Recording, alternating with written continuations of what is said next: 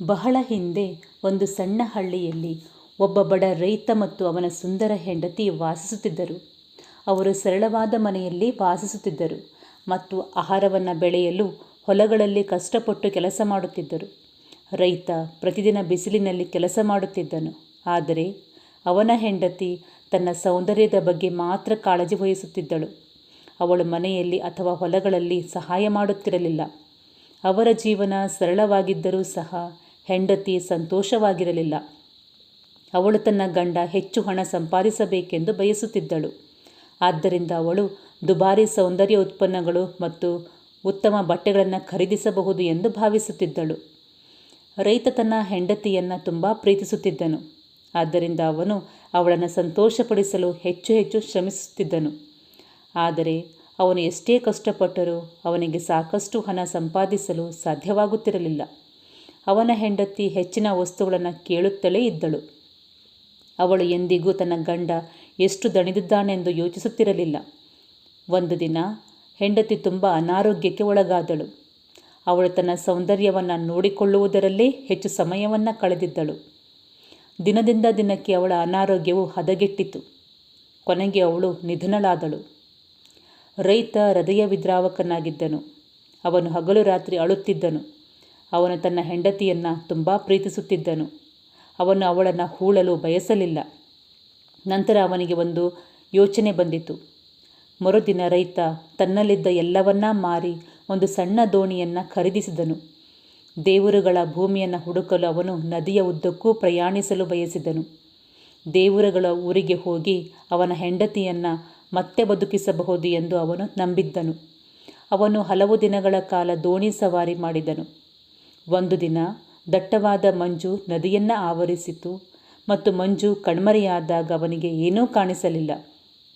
ಮೋಡಗಳನ್ನು ಮುಟ್ಟುವ ಎತ್ತರದ ಪರ್ವತಗಳನ್ನು ಅವನು ನೋಡಿದನು. ದೇವರುಗಳು ವಾಸಿಸುವ ಸ್ಥಳ ಇದಾಗಿರಬೇಕು ಎಂದು ಅವನು ತಿಳಿದನು.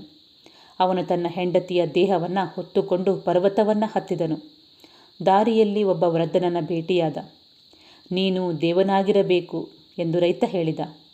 ನಂತರ ಅವನು ವೃದ್ಧನಿಗೆ ಎಲ್ಲವನ್ನೂ ಹೇಳಿದನು. ಆ ವೃದ್ಧನು ಮುಗುಳ್ನಗುತ್ತಾ, ನೀನು ಒಳ್ಳೆಯ ಗಂಡ ಎಂದನು. ಆದರೆ ನೀನು ಅವಳನ್ನು ಏಕೆ ಮರಳಿ ಬಯಸುತ್ತೀಯಾ? ಏಕೆಂದರೆ ಅವಳು ನನಗೆ ಎಲ್ಲವೂ ಆಗಿದ್ದಳು. ದಯವಿಟ್ಟು ಅವಳನ್ನು ಮರಳಿ ತನ್ನಿ, ರೈತನು ತಲೆಯಲ್ಲಾಡಿಸುತ್ತಾ ಬೇಡಿಕೊಂಡನು. ಸರಿ, ನಿನ್ನ ಪ್ರೀತಿ ಮತ್ತು ಕಠಿಣ ಪರಿಶ್ರಮದಿಂದಾಗಿ ನೀನು ನಿನ್ನ ರಕ್ತದ 3 ಹನಿಗಳನ್ನು ಅವಳ ಬಾಯಿಗೆ ಹಾಕಿದರೆ ನಾನು ನಿನಗೆ ಒಂದು ರಹಸ್ಯವನ್ನು ಹೇಳುತ್ತೇನೆ. ಅವಳು ಮತ್ತೆ ಬದುಕುತ್ತಾಳೆ. ಆದರೆ ಅವಳು ಮತ್ತೆ ಏನಾದರೂ ತಪ್ಪು ಮಾಡಿದರೆ ಅವಳು ನಿನ್ನ 3 ಹನಿಗಳ ರಕ್ತದಿಂದಾಗಿ ಬದುಕುತ್ತಾಳೆ ಎಂದು ಅವಳಿಗೆ ನೆನಪಿಸುವುದನ್ನು ನೆನಪಿಡು ಎಂದ. ರೈತ ಮುದುಕ ಹೇಳಿದ್ದನ್ನು ಬೇಗನೆ ಮಾಡಿದನು. ಅದು ಮ್ಯಾಜಿಕ್ನಂತೆ ಅವನ ಹೆಂಡತಿ ಕಣ್ಣು ತೆರೆದಳು, ಮತ್ತೆ ಬದುಕುಳಿದಳು. ರೈತ ತುಂಬ ಸಂತೋಷದಿಂದ ಅವಳನ್ನು ಮನೆಗೆ ಕರೆದೊಯ್ದನು. ಆದರೆ ಈಗ ಅವನ ಬಳಿ ಏನೂ ಉಳಿದಿರಲಿಲ್ಲ. ಅವನು ಎಲ್ಲವನ್ನೂ ಮಾರಿದ್ದನು.